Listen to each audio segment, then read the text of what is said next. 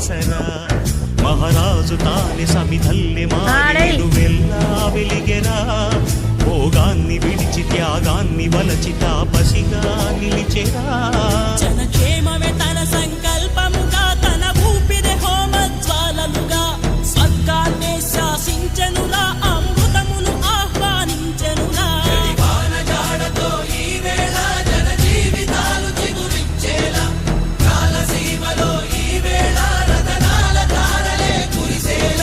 కల్లు కల్లు మని సిరిమూవల్లే చినుకే చేరగా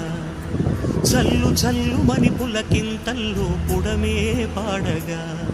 హరివిల్లు ఎత్తి కరిమప్పు